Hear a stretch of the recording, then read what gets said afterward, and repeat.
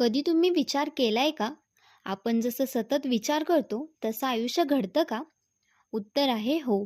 कारण आपल्या मनात जो विचार सतत चालतो, तोच आपल्याला कृतीत उतरतो आणि तीच कृती आपलं आयुष्य घडवते.